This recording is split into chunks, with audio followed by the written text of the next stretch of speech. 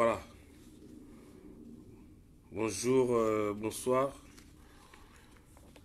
Ndeko nyonso sika bozali na ye juste to partager moi makambo mike ou naza nango. Voilà. Na kozala vraiment bref parce que bientôt fona ki musala on sala vraiment bref. Merci na bayo bokota na retard vidéo ezali et puis les capés en direct les sources na Bokoto TV. Donc voilà, beaucoup j'attends peu bon là on a Bokoto TV. Ouais, c'est votre frère Ipo Waiza, membre du peuple Mokondi, peuple souverain, les gendarmes du peuple. Voilà, naïto Kabola, moi sur la sujet mi parler nazanango, te parler sur le royaume Congo et puis te parler sur la musique. Musique, oba musicien bani koyo kate, balingi toujours ko ya ko tongisa biso ko distraire biso. C'est comme si priorité na biso na pote zali musique, c'est comme si priorité à bas congolais zaïrois et zali musique. Autozomona, il y a des problèmes qui se passent au pays. Batoazo kufa, makamanenga nengezo salama, mais jamais boyo ki ba musicien wana bazolo bela yango. Jamais boyo ki ba lobita mesa ba yem ba salelo komoko boye, mais tout moni alpha blonu qui n'est même pas de notre pays, mais azolo bela quand même makambo kanabiso et ça fait trop mal. Ba musicien bazo we la koya ko beta awawa. Jamais comment na bamba salata solidarité moko pona ko soutenir peuple wana. Et avant na bana makambo na loba na informer na bato que na diaspora il y a aucun problème na niveau ya ba résistant. Il y a pas une division, il y a pas la séparation. Il y a eu ce qu'on appelle malentendu. Oyo sengelaki et qui ne nenge kenda ki wana a bien ou à mal, acceptons-le comme ça parce que er mokope le mal est à la nécessaire. Donc il y a un senga qui ne nenge wana mais en réalité mabe moko izana kati wana te problème moko ezala ki wana te ya ki juste mal attendu oyo yoto réglant dans l'amiable. Voilà pourquoi na ko profiter na loba tango za la courage ya koloba mabe ya muninga en public to ya mwasi na yo to ya mobile na to ya ndeko en public zala pe na courage ya koloba bolamu na ye en public. Voilà na l'équipe na loba félicitations pe merci na baliangando parce que sali preuve ya sagesse ya mukolo ya patriote ya nationaliste. Dans le but que parce que dans le bas non, tu pouvais aussi réagir, tu pouvais aussi continuer, tu pouvais aussi faire ce qui n'est pas le boye. Mais tout le monde comment oza kopé qui s'abat tout baya kono babilobela na ba vidéo na yo na ba mission na kitoko ya mobilisation yo salaka. C'est ça le kotolinga qui etikal plutôt sona bande ko mususu. Parce que tokoko lingate batubaya kokabola biso car les loups ne se mangent pas entre eux. Donc félicitations na baliangando na ndenge zali ko pekisa batubaya ko loba mission na yo et ça est vraiment important parce que bato wana bazo ya division bazo kabola ba résistant or que na moment oyoyo tout ça na makambo zali très sérieux koleka oyoyo eza koleka na babu ya buzo ba distraction ba yela kibiso. Donc tout ça ko insister na unité na kati ya combat tout ça ko insister na bomoko. Voilà, il faut que tous à la souder parce que tout ça ko traverser combat aux allées très difficile ko le katango kanambe pour lelo tout ça ko bunda na o to benga ki bande ko na biso parce que moi je ne considère plus bato bazana Félix baza bande ko nanga li susute na yoka ki mawa tango oyo babetamaki le 11 mukolo chilo mboya kiawa. Mais après babuzo bezo continuer, j'ai vite compris que baza bande ko na biso te muto azo bomayo muto azo sala wa mabe o continuer ko kanga pembe na yende ngini. Donc il y a un monde tozolo baké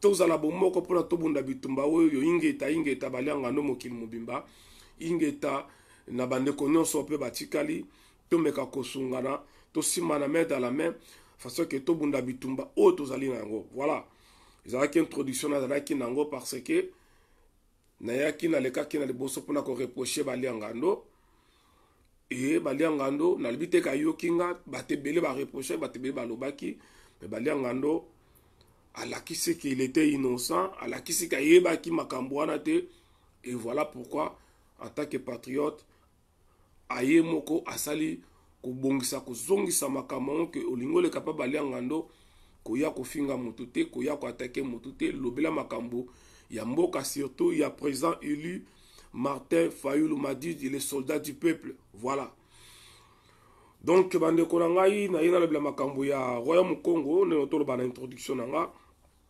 bandeko foto lobela makambo o etali beaucoup na biso parce que dans le bakango chef on ne peut jamais parler de la politique sans pourtant parler aussi de notre tradition, de notre culture. Or que la tradition et la culture sont liées dans la spiritualité. Tant aux hommes la spiritualité, la culture, il y a peuple, aux hommes la tradition, il y a peuple morobo, c'est-à-dire il faut oyeba kina kati nango et aller chapeauter ba bengi spiritualité. Voilà. Donc voilà pourquoi ngai nazwa ki mbela ya bamvuluzi oyo nabaki bayebisaki nga chaque fois que kobanda lelo tant na olobela politique il faut na lobela kapé spiritualité parce que même Bible oyo yo bande kobotangaka bato nyonso monaka wana bazalaka ba politicien pe bazalaki basali ya Nzambe. Moïse a fait la politique et a fait aussi il était aussi une autorité ya mboka wana ko diriger pe mboka. Tous ces prophètes, tous ces gens qui ont dirigé Israël oh, ils ont la Bible, pas Israël au Bomonaka, dans le Bakango chaque fois. Israël qui voyait dans la Bible, c'est une histoire bantou. Israël au Bomonaka dans la Bible, ils ont l'histoire yangai, il y a yon de kosa kolananga, par ignorance ou par mauvaise foi, il y a bamindele, babomba, bakambouana, et bisope par ignorance, de kotarango. Et grâce à bakoko, lelo, makambo et comme kobimana poisa. Oyo fumukimbanga baki ke bana bilaka bakoya kosikola libota na ye e bana bilaka tozali ebele lelo to komi kolobela makambo ya mboka wana komi kolobela bokoko na biso oyo ezalaki tabu na mane oyo luteleka na ba décennie lekaki soko lobeli makambo oyo ezalaki tabu bamoni lokola mwana zwi liboma bamoni lokola mutu moko akomi na problème mais lelo bato bakomi ko comprendre bato komi kolobela parce que ntangu ifoué ni biso ba Congo tolobaka. Voilà bandeko, na nto meka un peu ko comprendre histoire ya Royaume Congo. Ba tout temps toloba Royaume Congo, ba tazo kasa toloba la Congo central. To ba Congo, to ba to la ki Congo toka yango na bandundu. Non. Le Royaume Congo en soi, toutes ces tribus bozomona na mboka wana na ba o bazana ba pays mususu e wuti bango tu ba wuta la kati ya Royaume Congo. Bango tuba uti na kata Royaume Congo. Royaume Congo ezali royaume oyo ebimaki avant même naissance ya Jésus. Bimima avant même Jésus abota mesalaka déjà. Ozalaka la spiritualité nango na science nango ba bengi kindoki. C'est un royaume qui existait, un royaume très puissant. On a kati nango ezalaki na ba tribu ebele. Un royaume avec plusieurs tribus.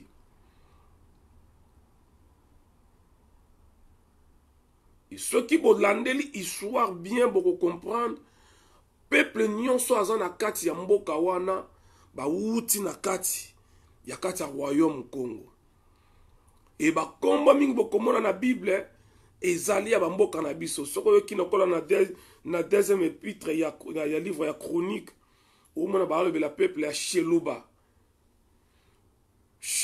ezali na batana kata descendance ya bana Israël okomona ba bi Sheluba ce sont des luba okomona tamba ba descendance ya Lévi omona ba ba moshi les moshi bazana kati wana mais c'est que tout ce qu'on voit dans la Bible c'est une histoire vraie de l'homme bantou mais falsifié na ba mindele pour na ko occuper biso spirituellement oyo lelo to bunga nzela makamutu ebeba.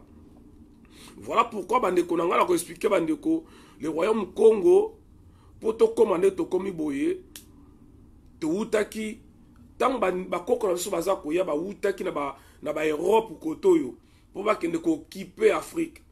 Nayebisaki bino bavideo tolekaki le premier habitant ya Europe ce sont des noirs. Il y a une vidéo où esalamaki na France Sud oyo bango moko ba anglais basalaki ba enquête ba ko trouver bazwaki crâne moko squelette crâne moko boye depuis 2002 basalaka ba enquête liboso bazwaki ba résultat moko ezalaki vraiment avancé te. Après un temps en 2014 15 ou 16 tant de technologie est ko développé ba ko bimisa na suki na forme elongi na couleur ya peau. Bango moko ba britannique ba ko conclut que les premiers habitants il y a Grande-Bretagne c'était des noirs. La vidéo est là au Azana Lingango. Nena Sarabino, vous m'appelez au 07 68 99 86 91 ou bien plus 33 7 68 99 86 91.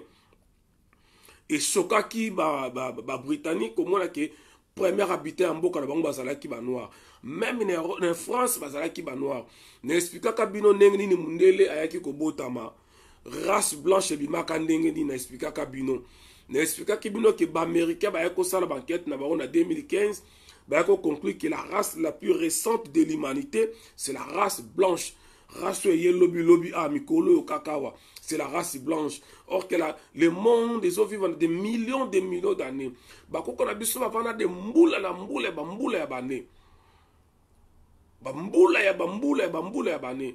Likambo na mpe tezali tellement vaste que kozanga 2 heures 3 heures dans son na le blakaka yango mais na ko le blakaka yango te voilà pourquoi naza ko brûler beta à chaque fois manda ko le kana ko zonga ko lobela ndambu de façon que bande ko ba ko comprendre histoire ba ko comprendre sikani to wuti ba ko comprendre sikani le problème ya mboka na biso wuti na ebisa ka bande ko bunisa Félix eza malamu ko bunisa Martin Fayulu ezali malamu mais bande ko nanga il faut to yeba source ya problème na biso na ebisa ka bino même si basangisi Trump Macron, Angela Merkel, ceux qui Donald Trump, ceux qui Poutine, basangisi batona nyonso, batindi bango ba kende ko organiser mboka na biso Congo, bande konanga mboka wana ko bongate. Je ne suis pas un prophète de malheur, mais je suis une vérité parce que nous sommes occupés d'abord spirituellement. To perdez ali bonzambe na biso. Problème ya Congo ezali problème ya nzambe. Oui, il faut qu'il n'y ait pas un nzambe mais donc à côté. Yangana kotoyo ozo sambela, kotoyo ozo travailler. Ko travailler on ça dit que ça la politique. Moko ça ma la physique, moko ça ma la molimo. Donc notre problème c'est spirituel. Tant que tu continues kozala na nzambe ya bapaya na ebisaka bino bandeko, boko mona mboka ane ko changer. Parce que notre problème est différent. Il y a des pays mususu. Beaucoup remarqué que mboka nyonso en Afrique centrale wana bango tout ba changer ki ba constitution na bango. Rwanda, Congo Brazza, Uganda, Tanzanie, bango tout ba changer ki. Et comme na kamakambo ya Congo Zaïre, mindele baboyi. Bomito na pourquoi batika ki Sassou ça changer. Pourquoi batika ki na Gabon? Pourquoi batika ki na Rwanda? Pourquoi batika ki boye comme na to na biso boye? Parce que notre problème est différent. Nous sommes un peuple de Dieu. Tous allez peuple oyoyo, tous allez yanzambe. Tous allez peuple de Dieu. Oui, bisonyo sera bambokana, nous faisons partie du royaume Congo. Ça c'est vrai. Mais les loto va boye. Et si ka racine ya royaume Congo tika la ti lelo et ça na kati ya Congo Zaïre. C'est vrai la capitale les alaki mbanza Congo o ezaki la terre promise na ko expliquer binangwa. Mbanza Congo yangala ezaki terre promise. Tant bakoko na biso ba se migrer ba longwa na Europe na bande koloba. Bazoya koluka mabele mususu. Ba bande kotambola bamboka na bamboka. Les reines de Saba, tout consort, ce sont des noirs, ce sont des bantous. La reine de Saba, c'est là qui bantou, c'est là qui noir. Les pharaons étaient des noirs. Je pense que les lots doutent parce que nous sommes plus en 1985, où tout le monde a vidéo, il y a des vidéos qui prouvent. Car les gens qui prouvent, il faut qu'à Kotanga. Et pourtant, il faut qu'il y ait une bibliothèque. Et la bibliothèque okuta ba livre o eza na disposition o bango balingi otanga o balingi otanga te otanga te, ça dit bango ni baza ko imposer yo nini yo ko yeba. Et lelo grâce à Dieu tout le monde fait des vidéos. Oui, c'est vrai, il y a ma bé, il y a malamu, il y a le koutane, il y a solo zali. Mais c'est pas grave, c'est pas pour rien. Basala ki yungulu, il faut savoir que tamisser. Kweba ko yungula. Il a le but que on a pu na besa malamu. On a solo je peux me tromper. Parce que cette histoire, tout ça qu'on racontait, il y a milliers d'années. Ou que par inspiration, les autres qu'on va chercher à rebeller, comme ça va chercher à africain, comme qu'on lobé la histoire na biso parce que et ba makambwana ezali quelque part ba bomba yango. Et mindele msusu o bazana bonne foi, o bazali bazali touché na nzambe bakoma ko solo na ba professeur africain ba savant na biso ba tona ba ko misa la vérité mais ba tona ba yango so misa la biso ezo kobe la biso et biso to su yango te ko relayer na bino c'est so to ye ko le pai na bango te ko relayer. Donc il faut to yeba histoire na biso pour te comprendre pas si wane uti wapi. Il faut yeba mboka no vandaka mboka na Congo wana Congo euta wapi. Pourquoi Congo wana ya Congo? Pourquoi Congo zalaki na lettre K batia na lettre C? Et je vous avais dit que la lettre C na alphabet na biso ya bakoko na biso, la lettre C est satanique et démoniaque. Naza ko sangsa document concernant alphabet na biso ya ba hindu. Nazo sangsa yango soki na zwi biloko nyonso wana ya ko lobla si l'alphabet. Beaucoup mona na kata alphabet wana. Beaucoup mona que lettre C za la kate. Beaucoup mona que la lettre X est à la kate. Ce sont des lettres qui ne sont pas des noms de comment on a yango moni pa na biso eza pasi au monde un Congolais un Zaïrois ba koma combiner vraiment na lettre C eza pasi na ebité za la répéter so ba ka bongo ko komango na ka me bango aba ko komango na C kabalo ko komango na C te ko komango na ka me aba ko komango na C kizenga bango ba komana C mais za la kana ka. Donc c'est pour vous dire que biloko tu wana tozo sangsa tozo koye ko la parci par là tozo le baté nazo ya a te pona ba bilobe la nazala ba source nazo zwa nazala ba mikolo na sola na bango nazala ba biloko nga na tangaka. Je peux me tromper na ba source na nga na ba recherche na nga, oui je peux me tromper. Donc bandeko les royaumes qu'on a ndeko loba est bandi avant Jésus-Christ.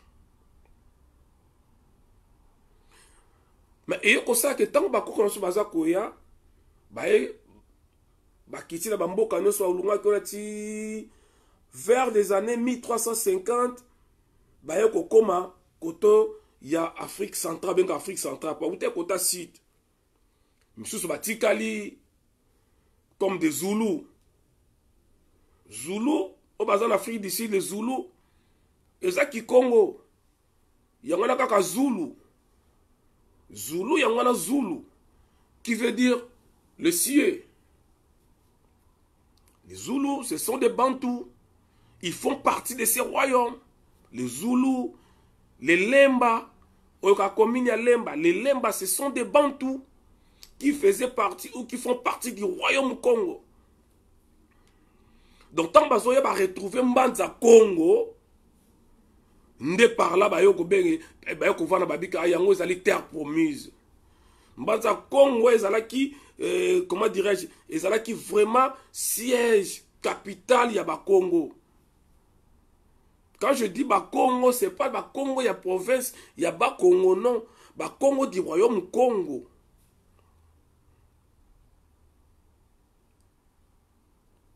Et yoko sala ke mindele tant baye na isa bino na vidéo to leka ke ezaki te mbala moko mindele baye bakangi bakoko na biso mba moko na esclavage te. Ezala bitumba ebunda maka. Dernière bataille esalaki 40 ans.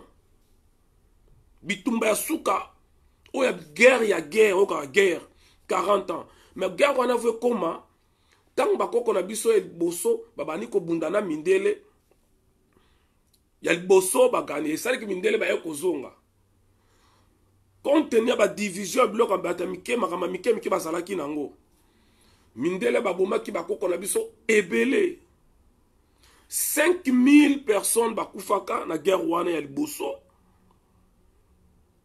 ba chef ba territoire ça compter ba notaire il y avait au moins 90 notaires bakufaka ça compter ba chef ba tamike mike ba de cc mais population moins 5000 et yoko sala ki etikala ki na clan moko tikalaka clan wana tikalaka eyaki kobunda te ezalaka te ezalaki mwa musika tant baye koyoka ngo bango bapusani te yokoma siko na 1500 na 15e siècle nde baye kobunda bitumba boyokaka ya Ambouila. Normalement c'est pas Ambouila, c'est Mbouila. Même portugais va changer comme ça Ambouila. Parce que bitumba les gars plus na ba portugais. Il y avait pas de Belges. Il y avait pas de Français à l'époque. C'était des Portugais. Bitumbala tant que deuxième guerre tant que banda. À l'époque, le royaume Congo, ils qui dirigeaient et pas il y a roi Mvitankanga. Mvitayankanga. Pour être précis, Mvitayakanga. Yom Tazalaki roi à l'époque. Il y a deuxième guerre wana et guerre wana ça a 40 ans, je vous dis 40 ans. Malheureusement, le roi Koufaka pe na guerre wana. Oba bomaka batu ebele. Mais déjà il faut qu'on rappelle la batu il y a eu ce qu'on appelle la traîtrise. Batu bazana soyo so ba koyoka, je suis désolé. La province bien la province du Zaïre. Province du Zaïre. Zaïre te ma province du Zaïre. Soyo ba ki ko se rebeller ba senga ki indépendance ba se retirer ki il y a ko ça là une force de moins. C'est à ce moment-là ba ko kona biso ba ki komba sous la domination ya Mundele. Parce que ba bomi bino Bon père de Fox, c'était pas facile.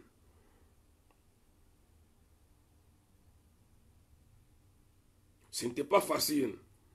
Mais, clan où est-ce que au moins na si, comment ça s'appelle, enfin, royaume où est-ce que au moins six clans na kati nango. Les Mpandu, les Ndinga, il y avait au moins 6. Ils sont hôtel na chaque clan wana. Au comment tout bazar il y a les Luba, il y a les Nande, il y a les Congo, il y a les je sais pas moi tout bazali wana.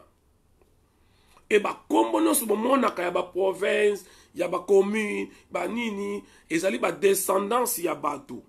Ba kombo ya batu bazalaki na kata descendance lokola neti kananga za azo faire partie na descendance ya Ndinga.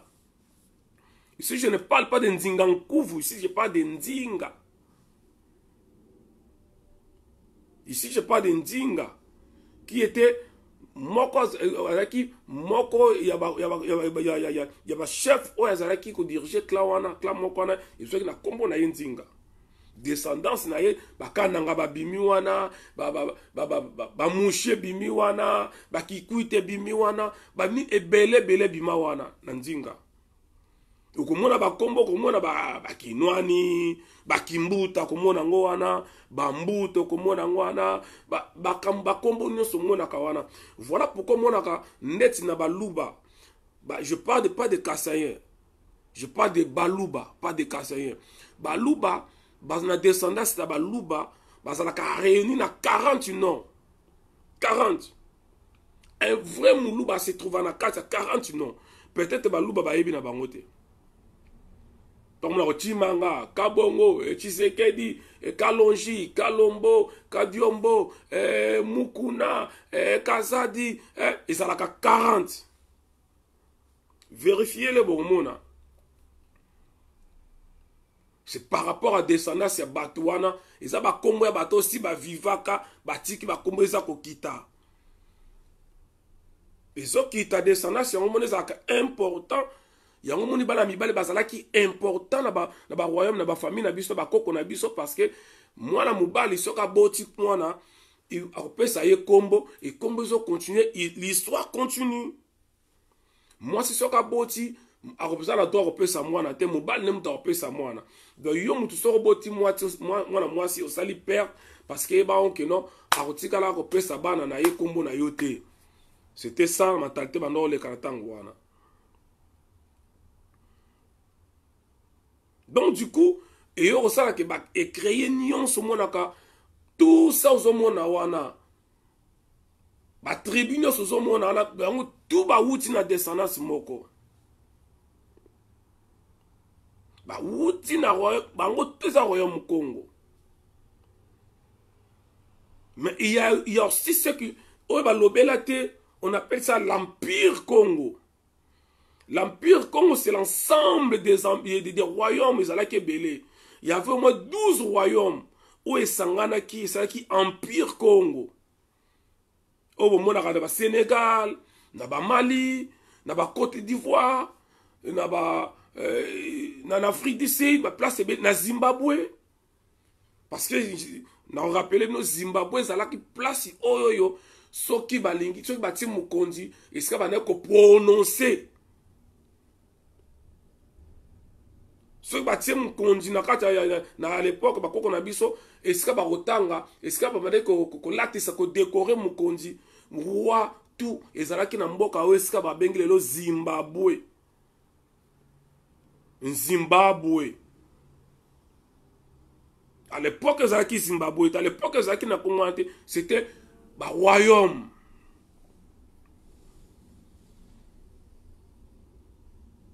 Voilà pourquoi ce qui est en Afrique australe, et ça la tribu bien les Imba. Les Imba, bazana 100% na culture ya bato bazana 4 RDC. L'Afrique australe kuna. Les Imba, ba Imba, bazana 100% mona bango lokola ba Congo mona lokola ba tabandundu, mais bazana Afrique australe. Bango batika la kuna.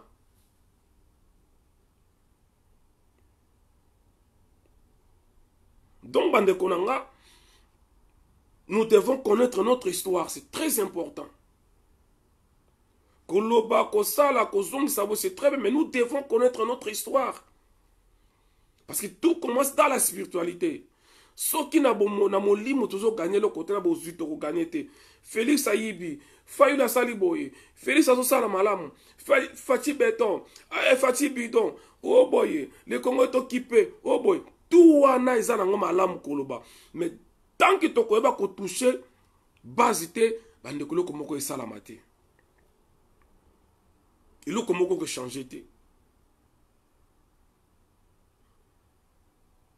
Voilà pourquoi nous devons savoir Makabwe Belé. Bako qu'on a biso basala qui kosola directement dans Nzambe.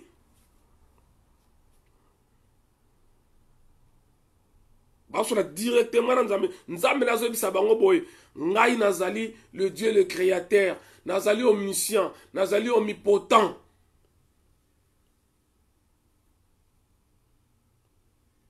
Ah non. Nzamba zo bisa bango pona bat baye ba ke ngai nazali l'omniprésent que ngai nasala ki nazali omniprésent, il faut benga ngai nembumba ne Congo yentoto. Vous comprenez? Donc, Nzambe na biso ba ko ndengwana nazali omniprésent. Il faut benga ngana nembumba wa bumba zulu yentoto. Nembumba wa bumba zulu yentoto. C'est-à-dire l'omniprésent. Et c'est là qui yende Nzamba zo bisa bakoko. Parce que bakoko na biso bazalaki oyo ya nzambe bayaki direct na nzambe. Elelo bakoya bayebisi yo ke non mutu mundu azali ya nzambe te, mutu mundu azali satanique, mutu mundu awuta na nzela ya lisumu, mutu mundu boye eza pasi. Nzambe ye moko ayebisa bakoko na biso nga nazali omnipotent, nazali très puissant. Nzambe moko ta lekinga liboso na nga pe sima na nga nzambe azali te. Ngam na salaki bino, ngam na kozala na bino, ngam na ko protéger bino. Il faut boyebisa na ba descendance na nga, il faut boyebisa banki comme na ngali nempungu tulendo, ça dit le Dieu tout puissant. Nempungu tulendo. Lelo nzamba mpungu, nzamba bandoki, nzamba ya satanique. Nempungu tulendo, ça dit un Dieu tout puissant. Ce sont des noms oyo yemoko nzamba pesaka na bakoko na biso.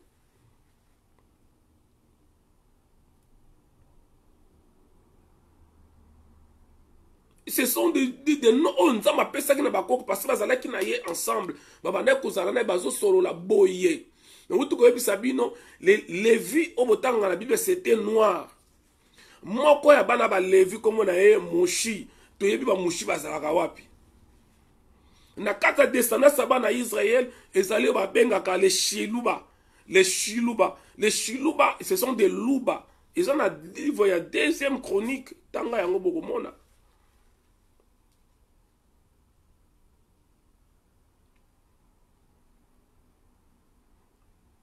Nous devons connaître notre histoire. Bolinga kate batwaye la bino masolo yakulukuta non non non.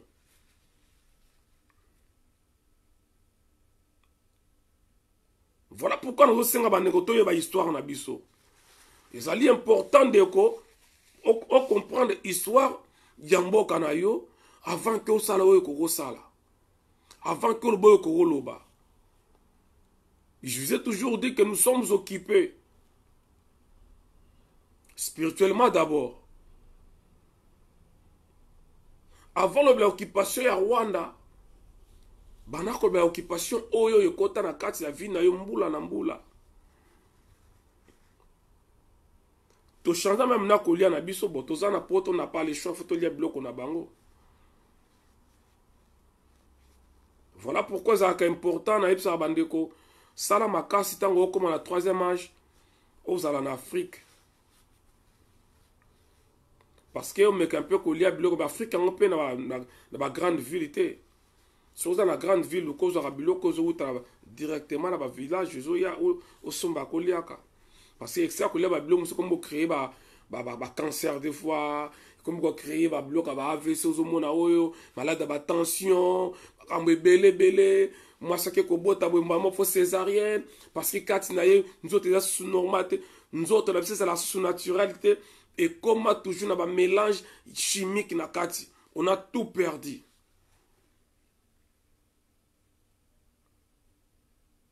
Ba kombo ya pambo pe obengi mutu kombo na ye kombo na ye ozobenga na kombo mboka pona nini to koma ko boya même na ba kombo na biso moko. C'est ça l'occupation, même na kombo na moko ko boya. Ce n'est pas normal. Et tant que tu continues dans ma kambu oyoyo, tant que tu continues dans nzela otozanango, tant que tu yeba kozonga na ozali spiritualité na bisote, jamais tu progresser, jamais mbokane kobonga. Parce que tous un problème dans Nzambe. Nous avons abandonné Dieu. Nous avons abandonné notre Dieu. Et je tiens toujours à vous rappeler la seule race au monde où etika tradition nango, culture nango et yamba ya bapaya et ça ka race noire. Monsieur Salman par force, monsieur Salman la volonté, c'est la race noire. Race noire, la seule race oyo et yamba nzambe bapaya et c'est la seule race pauvre. Na epsa kino jamais comme on a chinois comme Jean-Claude. Jamais comme on japonaise, on comme il y a Marlène. Au monde a été. Au monde a été. Au monde a jamais coréen comme il y a Joe. Au monde a été. Mais, nous les Africains, au monde a mis un donc 100% congolais, mais on a comme il y a Jean-François Bernard. Au monde a pris un moutou comme Moulouba, mais on a comme il y a Xavier. C'est ça l'occupation. C'est ça l'occupation. Parce que tant que comme on a oya yo comme mabé, il y a pas un désert malamu. Automatiquement, au comme il affaibli. Automatiquement comme il affaibli. Tant que yo monique ba ebi au comme on a que ko sambela oya yo koza mabé, il y a pas un désert malamu. C'est ça le problème, c'est ça la source de notre malheur.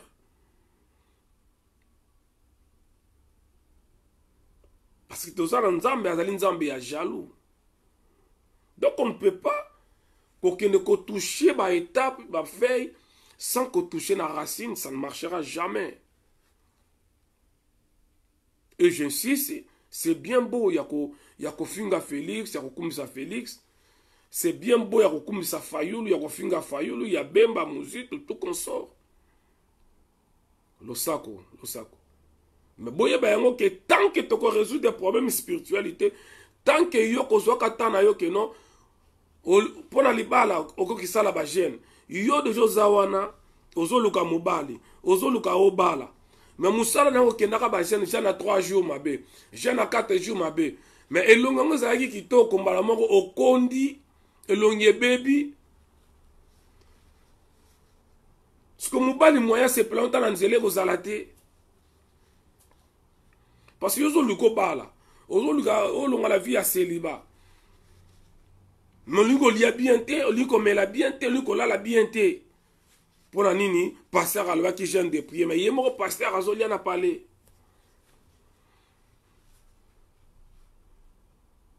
Déjà, bino passi, bo, ebine moi, sinon, salaka. On sait dans 2-3 jours, Zolian a été longneuse à la nini. C'est ce que le ngango est baby. Ce que ce qui est côté parce que ça la gêne de prière. Ce que ça sous propriété dans notre côté parce que ça la prière. Ce que mobala ya kolingo ndengeni. Donc molimo mo centre mo te ko benga mobali wana aya ya kolinga yo, c'est ça.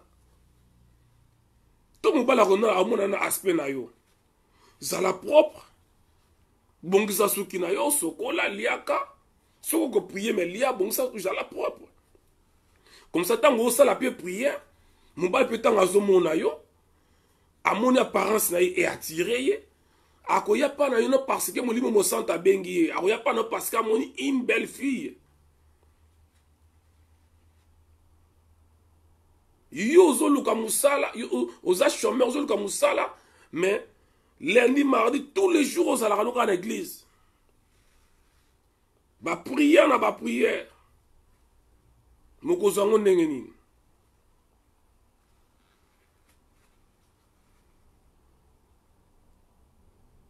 okozango ndenge nini et puis na bisa kibino bandeko na ngai mutu munda salama pa sala prière ndenge ate mutu munda salama pa saka ko saka c'est-à-dire ko sala ba déclaration bat ba comprena formule la déclaration ezali bato to bengaka ba sorcier bango nde ba comprendre formule la déclaration un sorcier soka linga lokayo a fuka matin ka juta na ye abana ko prier yo na lingi boye nzambe sunganga mwana mwasi o Marlène azwate satana sunganga Esther boye a tamana te. Un sorcier kosaka il va faire des déclarations.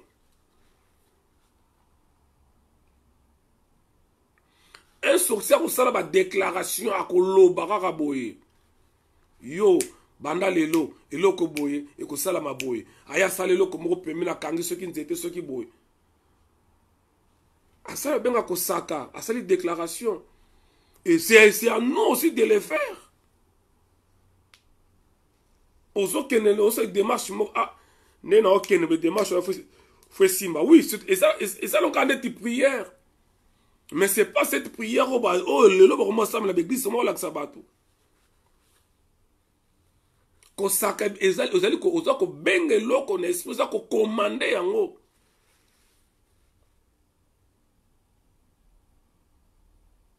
Nous avons perdu nos valeurs à cause il y a christianisme. Nalobaka yango, toute religion satanique, toute religion est satanique. Par conséquent, toutes les églises sont fondées d'une base diabolique.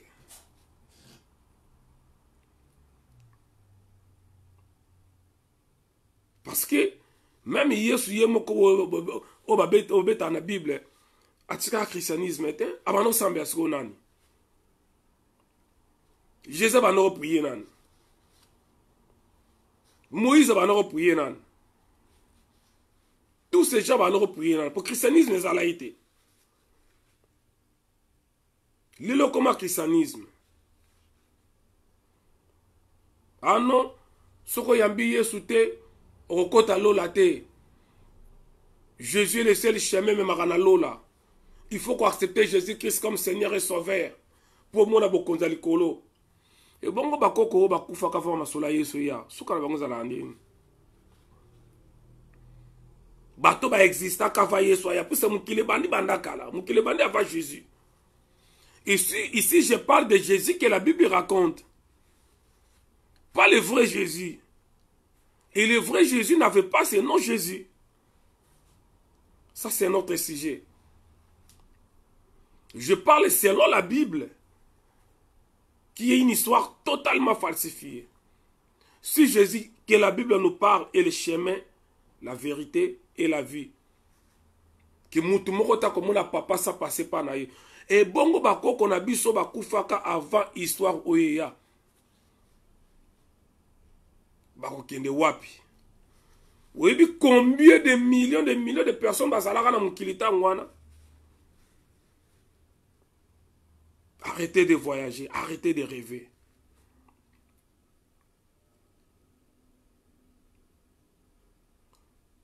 Luka oyeba histoire na yo. Et on a tout expliqué nous na moi muke introduction, il y a juste introduction concernant le royaume Congo. Ça c'est juste une introduction.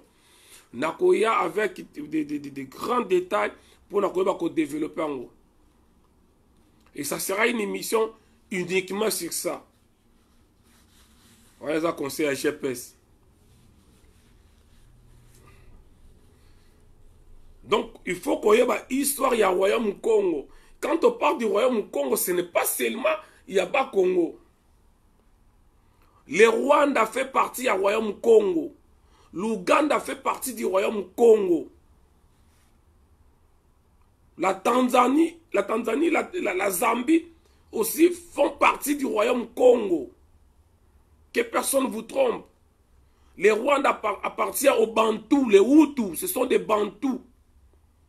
Parce que les Rwandais sous-occupés, Rwanda sont occupés, naba Tutsi. Rwanda, Ouganda, bazali occupés. Il y a un moment où ils ont récupéré le Burundi. Et malheureusement, Kurunziza wana zali dictateur, Kurunziza wana boko longa na pouvoir, mais ce qui a longwe et que Hutu mususu azuite, c'est fini pour le Burundi. Parce que ces gens ont un objectif de conquérir l'Afrique centrale. Et Naïbisa Brazzaville, départ où il y a Sassou Nguesso, va se préparer. Le quoi a remplacé Kiki, ce qui Kiki a causé un esprit à papa n'a été. C'est-à-dire, ceux qui ont causé un esprit à beaucoup côté, parce que les Sassou Nguesso en question, ce sont des gens qui sont vrais nationalistes. Ils ont continué à franc-maçon. Comme Mobutu. Ce sont des gens au début, il y a un mandat na bango, il travaille bien pour Mobutu, les Sassou Nguesso. Lorsqu'ils ont mélangé notre spiritualité, na nyango moni makambo ekota wana. Et là j'insiste na ba Brazzavillois, ba Congolais à Brazza, départ il y a Sassou Nguesso à la macasse parce que le Rwanda va attaquer. Vous savez pourquoi? Parce qu'il y a déjà des Rwandais outre Baza Kuna dans Congo Brazza. Et la même formule que les Rwandais utilisent chez nous, c'est la même formule que nous avons dans Congo Brazza. Comme ça, na landi batu nangai, bato bakima ba rebelle bakima pa na bino. Et ceux qui vont la diaspora à Congo Brazza, excusez-moi les termes sont des naïfs. Bah mec qui combat comment bâtir 3-4. Parce que je ne peux pas comprendre. Comment combattre bien. Mais roga ya Panza on a 70 000 euros, on a 70 000 euros. Et Panza combat à Brazzavillois. Et ceux qui vont aller à Kolamukate, le Congo Brazza sera occupé par les Rwandais. Parce que pas nabiso bazokokate parce que nous sommes éveillés parce que tozali na ba oyoyo milimo ya bakoko sala. Si les Brazzavillois ne seront pas éveillés comme nous, les Rwandais vont occuper le Congo Brazza. Azoko sala ngote na Burundi parce qu'il y a Kurunziza qui est debout, un Hutu qui est debout. Kurunziza au Burundi, c'est un mal très nécessaire pour le Burundi. Malheureusement, je dis ça. En guise, la connaissance à Makambo Kurunziza, Azobo Mabu Burundi, bien sûr, mais c'est un mal très nécessaire. Sauf que moi, je travaille bien parce que Mindele va bloquer tout le Burundi. Parce que c'est un nationaliste. Il y a des gens comme des Kurunziza, des Kadhafi, des Mugabe, des Mobutu. C'est Bazara qui va dictateur, mais très nécessaire dans ma belle. Et Talaba Mboka, tout le départ à Batouana, Nyoso, Maramne les Kaka. Et les blancs, on a encore bloqué Bango. Donc là, je vous dis que les Rwandais alliés à Hutu, les alliés à Bantou. Hutu, pluriel nango, Bantou. Ce sont des Hutu na bango na bokoko moko. Batouana Rwanda, Batouana Burundi, Batouana Tanzanie, na Côte d'Ivoire, na Mali, na Sénégal, na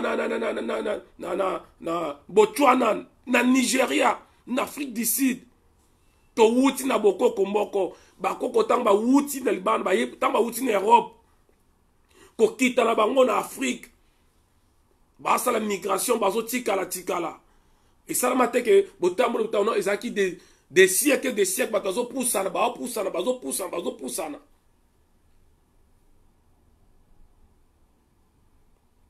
Que personne ne vous trompe quand on parle de Royaume Congo, balouba bazate, si balouba bazali. Que quand on parle du Royaume Congo, il n'y a pas de Nandé. S'il y a des Nandé. Que personne ne vous trompe quand on parle de Royaume Congo, il n'y a pas de Soukou. Bazali.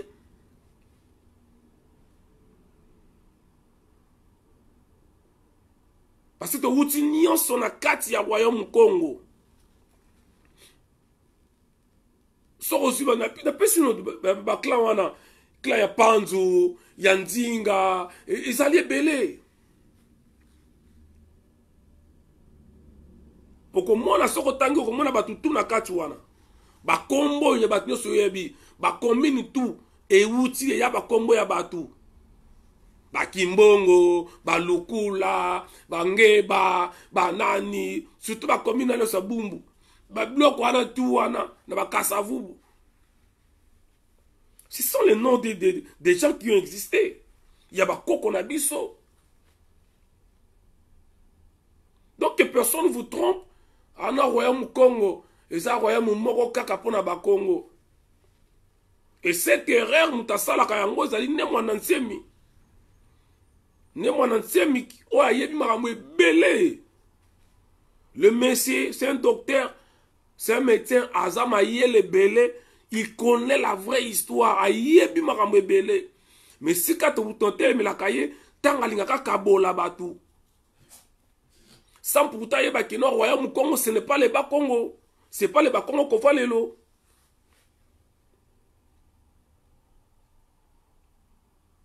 devons connaître notre histoire. Et bakoko na biso bazala qui dirige na esprit moko. Bazala qui dirige na spiritualité moko. Babengi kindoki. Et je vous ai toujours dit kindoki n'est pas la sorcellerie. Kindoki n'est pas la sorcellerie. Ce sont des mots différents. Des sciences diamétralement opposées. Et kindoki est très puissant que la sorcellerie. Les pyramides ont été construites dans la science ya kindoki.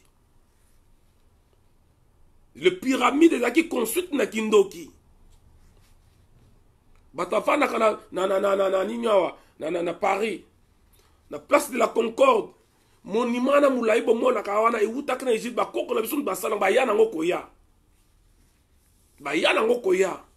Lokola pyramide moya ko déplacer ngo ezati mais o wana ba mema yango. Il y a des vidéos. Il y a des vidéos. Monsieur qui est aux États-Unis. Même mon mère, ça l'appelle sur les États-Unis. Il y a des vidéos. Comment expliquer Mundela Lekyo Mayele? Quand nos ancêtres construisaient, Mundela Zala quitté. Ceux qui Mundela Mutalegou sur Mayele, oh, tant que c'est Bako Konanga Kotonga pyramide. Donc, pyramide, Mundela Mbatonga. Ba pyramide, wana Mundela Mbatonga yango. Bon, ce que ça Mundela était banane. Parce que donc, nous devons faire effort ya koyeba histoire. Nazaki juste une introduction pour l'état royaume Congo. Na me ko expliquer esika nini guerre bandaki wapi tutu. Poto komane to komoto kabwana wana boye. Pour baluba babima, basuku babima, bayanzi babima, Congo koto babima. Baswahili bazalaka te, il n'y a aucune tribu Swahili, Baswahili na Congo bazalaka te. Oh, Mouswahili a existé na Congo. Oui, il y a la langue ou dialecte Swahili ou Swahili, mais il n'y a pas une tribu qui s'appelle Swahili, il n'y a pas un clan qui s'appelle Swahili, exacté. Donc par erreur, bakanaza Mouswahili, Mouswahili azalaka te. Mouswahili azalaka te.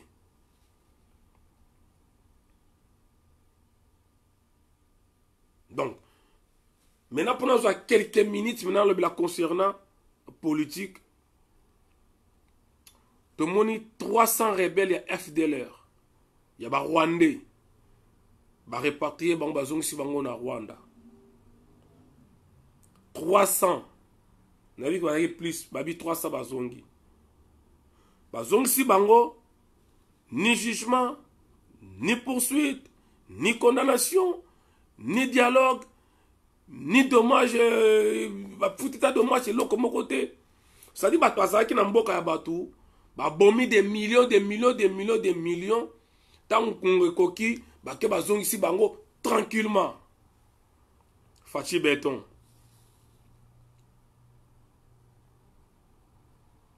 Ces gens-là, bah, continuent en boca. Ils ont tué des millions de Congolais, des Aïrois. Mais les gens, bah, répatrier, bango, bah, zong ici, bango. Et ceux qui ont été, Félix Azuba Rwandais à M23. À côté si on a 4 armées na biso. Dans Rwandais, il y a M23. Comme si on a Congolais, côté si on a 4 armées.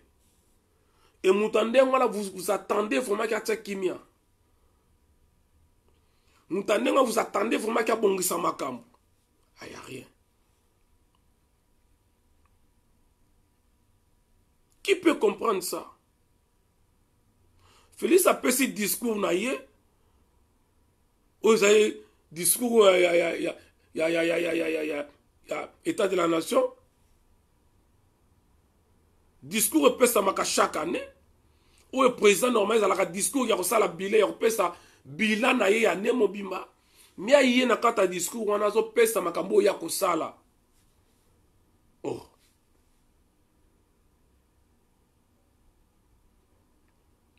Mais je toujours comprendre était. Discours pesa makawana ezali discours wana ezalaka ko pesa bilan na yo. Qu'est-ce que tu as fait pendant l'année en cours ou 8 années où tu aussi là? banda 1er janvier tina décembre okopesa bato bilan na yo nini yo sali réussite na yo défaillance na yo problème na yo ba difficulté makambo nyonso il faut expliquer yango bato. Mais yo kopesa discours oyo yoza kolobela makambo yo kosala, ça dit discours moya ba promesse toujours. Il y a campagne électorale.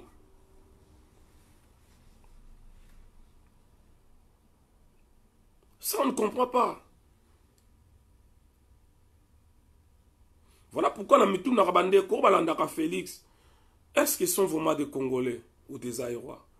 Est-ce qu'ils aiment vraiment ce pays? Est-ce que moi que mboka les a sous-occupés? Pourtant, la John Numbi, un criminel a vomi battu belé aux yeux que tinde na S na Beni pose la résultat ni. Tant que nous avons qui adjoint à Bosco Taganda na M23 aux yeux que tinde na Beni comme chef d'opération militaire aux Zélanine. Hier encore 24 personnes bakoufi. Dans 6 semaines, tu perds 261 personnes. Dans 6 semaines à Pamba. Dans 1 mois et 2 semaines. 261 personnes. Dans 2 mois, à combien? Dans 3 mois, dans 4, dans 5, dans 6, dans 10 ans. Non, c'est les cas. Ça, les combien? Donc, c'est pour vous dire, Bande Konanga, tant que Félix, nous ne sommes pas contre Félix, mais nous sommes contre la politique de Félix. Comment expliquer yo mutalingaka yo te yo kokumisaka ye kaka? Donc yo mwasi mobimba, mobala lingaka yo te mais oh le karate feka kokumisa ye.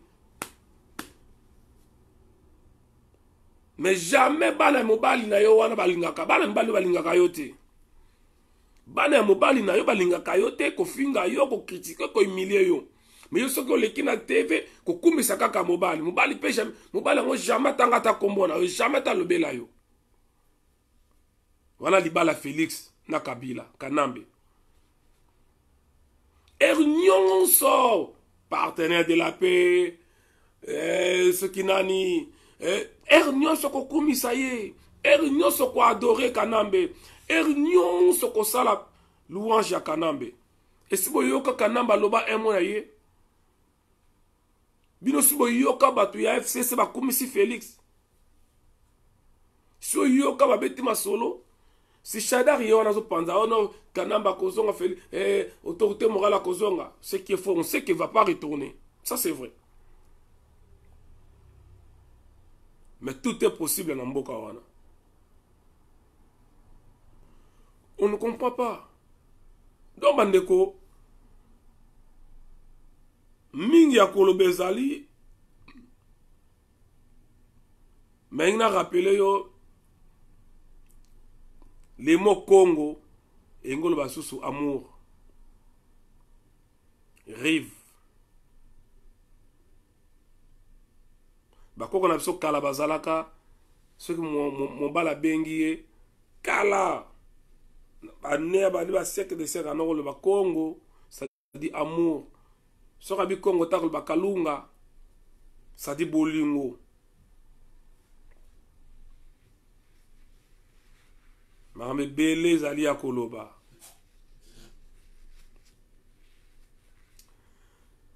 Marambe bele zali ya koloba. Yangala nzamba zubisa bakoko na ngai nazana funa ko laksa bolingo na ngapa ina bino. Appelez-moi Né Congo Kalunga. C'est pour montrer cet amour. Pour qu'on relaxe sa bolingo tozana ngo Né Congo Kalunga. Bref, Marambe Belia Koloba, mais c'était juste une introduction dans la salle pour un dossier nazo la mikolo yo ya royaume Congo. Il faut que les Congolais comprennent comment la Congo et pourquoi Congo na lettre K. C'était juste une introduction. Mais la Kozonga pour la a beaucoup de détails. Avec beaucoup de détails. Naza Kosang Saba dossier concernant alphabet na biso ya mboka. Ya Congo. ya ba nenkongo alphabet wana ezali na kati alphabet wana otika mona lettre C te. Vous comprenez pourquoi balongolaka Congo na lettre K batiango na lettre C. Toko solo lango. Le temps vraiment est précieux pour nangai. Tokutani balasima. Peut-être dans 2 jours nous allons faire la vidéo. Mais quand la midi vous allez en direct na beaucoup de TV. Ingeta. Botika malama ina rappelé bandeko. Na kati ya ba résistant. Ah oui, nangana bosana. Na ko kata boité sakena le beloko moko. Juste vite fait concernant ba musicien. Na rappelé ba musicien boy. Bitumba obiso tozo sala. D'abord, ils appellent pour na bino ba musicien. Botala koma bozo kufa ba pauvre. Parce que mboka wana ezali bien te. Je pense que ceux qui lobi mboka wana bongi na ba o ba kufa bana na bango ba ko récupérer ba mbongo ebele. Bitumba na biso ezali pona bino ba musicien. Tala ne ba artiste bazo kufa pauvre. Mundu era kufi pauvre.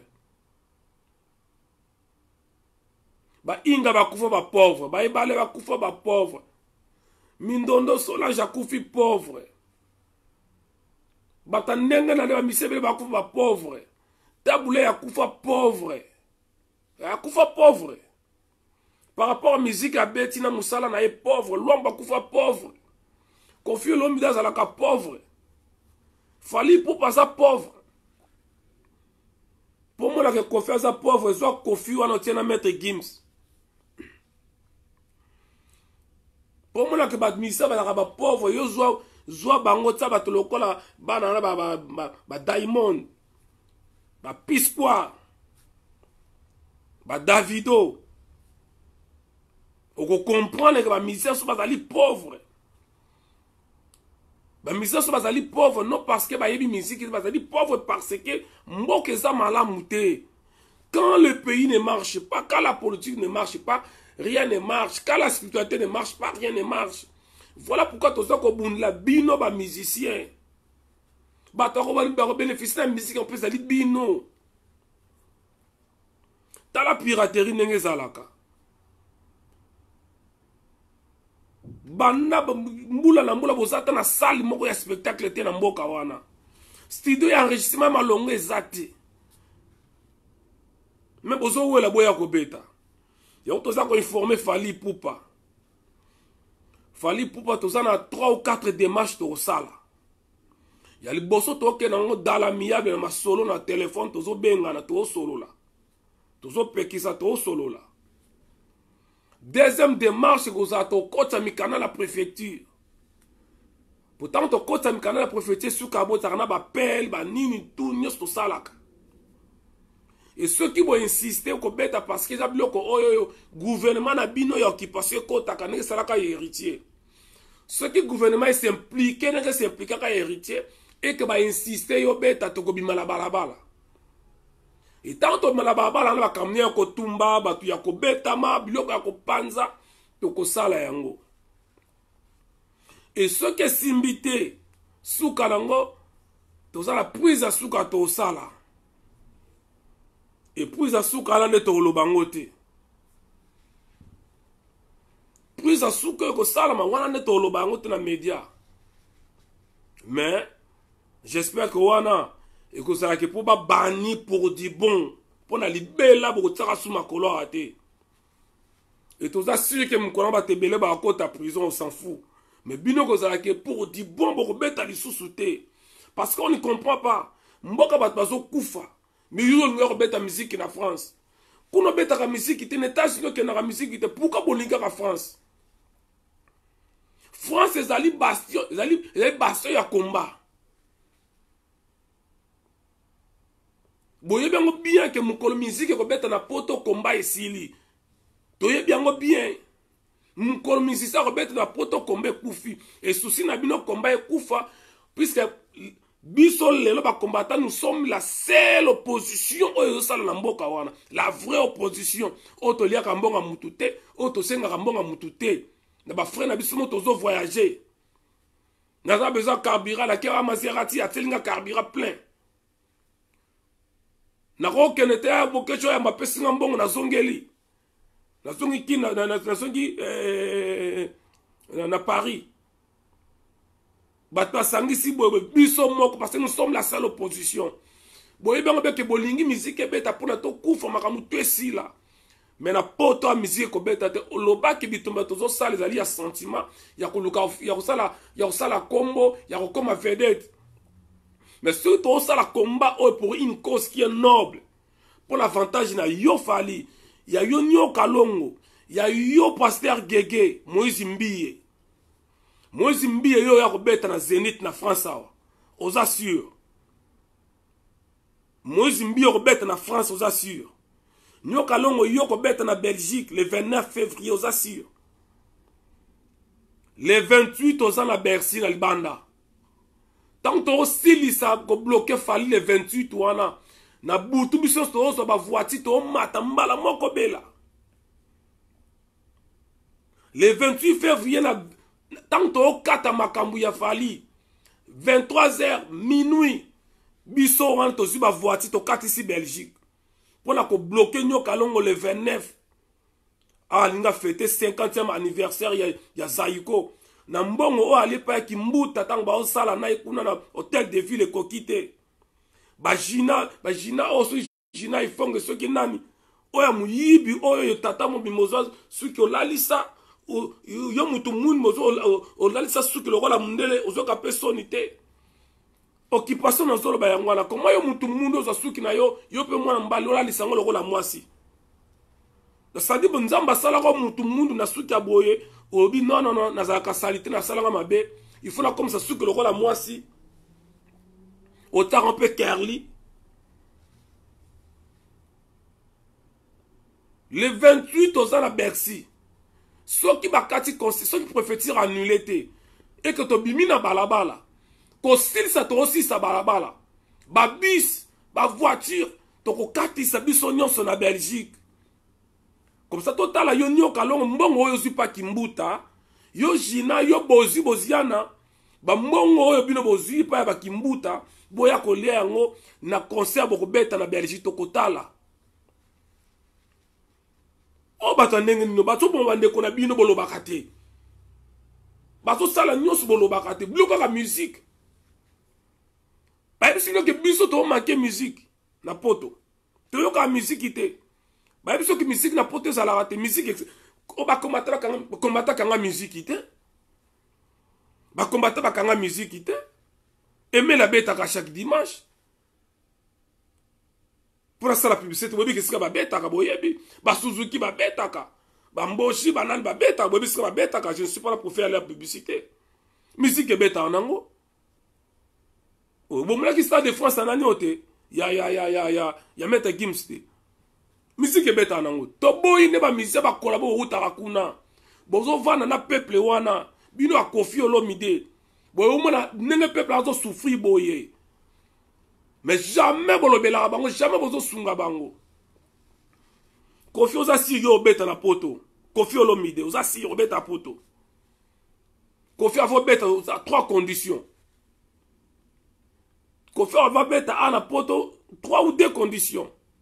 Il faut bateau ya finga ki bazam toto bateau nisi ba prison ba bima pour bangonde ba ya kota salle ba ya kota la concert pour bateau azana liberté wa kota te biso ba auto za liberté to kota concert te il faut bateau yo ba ki to bateau nisi ba prison ya poto ba congolo bateau ya prison poto bangonde ba bima ba ya kota concert na yo dede il faut que bateau ba longa bandako ba HLM ba songa bandako so ba koti concert na yo tant que bateau avoir na HLM.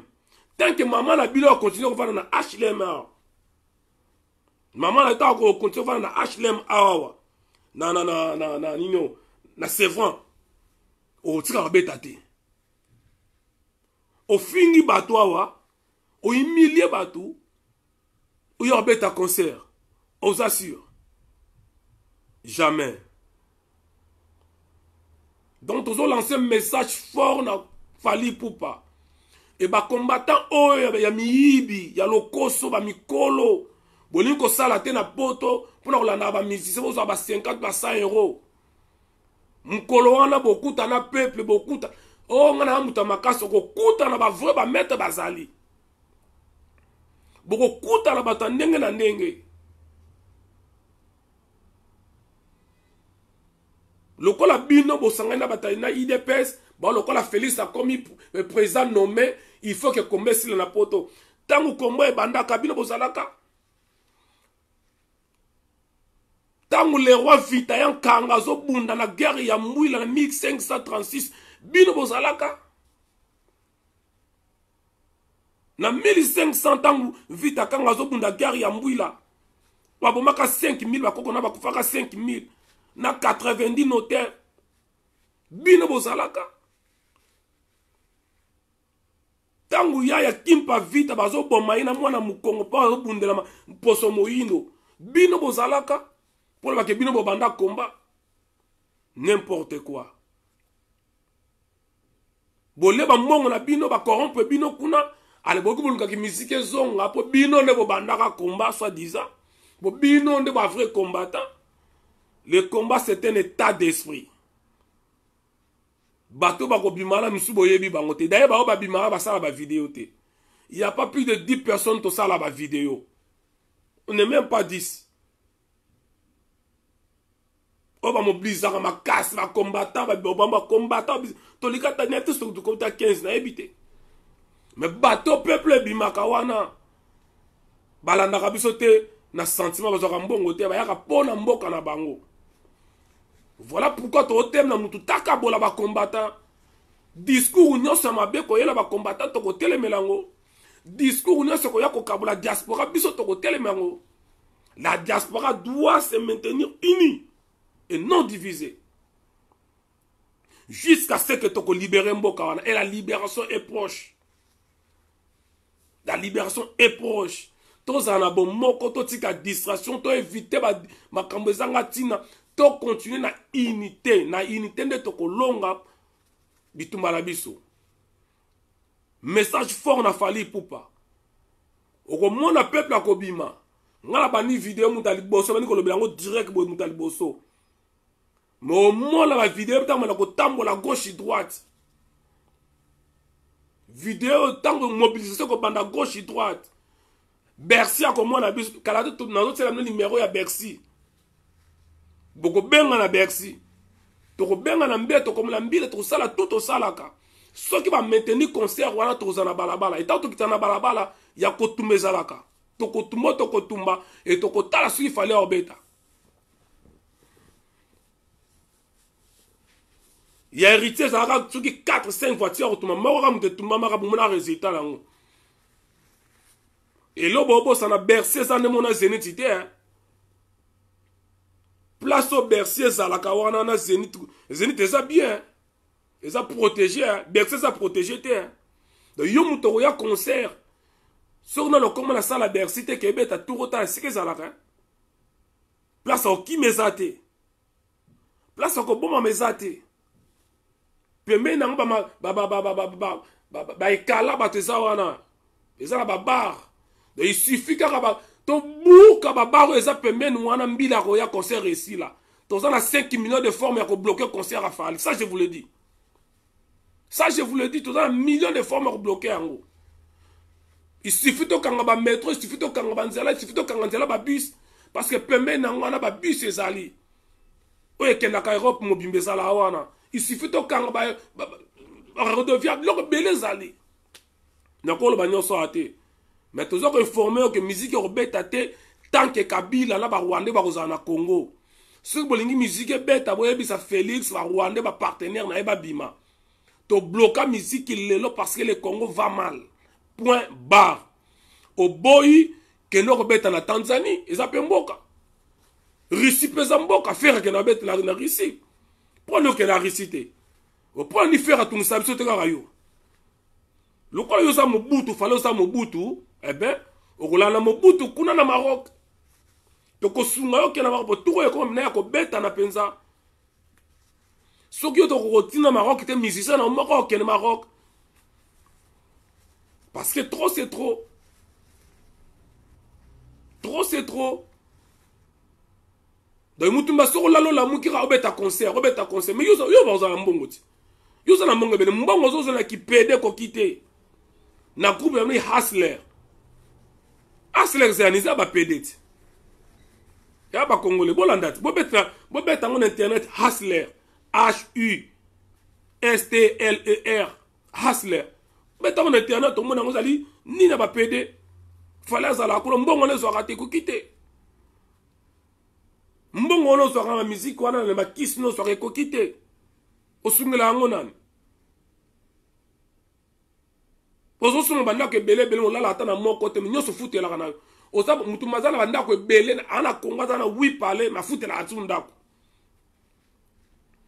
Ba kisi na ngo memela ngo toujours awa. Oza na winda kuna Kinshasa molala ata na moko te nyoso oyo moko lalaka ofutela ngo. Pourani. Wana mbongo Mobutu. Non, viens, on va voir, viens. Tokutana. Si on compter dans le groupe Abatouana, qui va protéger yo. Au moins 10 000 personnes. Au moins 10 000 personnes contre 200 personnes. Et bah dommage wana. Et rien à mutuna yo. Makamutu a dégueu comme ça, mais rien à mutuna yo. Ingeta bande kolanga. Nangaki nalba juste un message wana. Tokutani mbalasima, partagez vidéo. Ingeta, tous ensemble. Ingeta.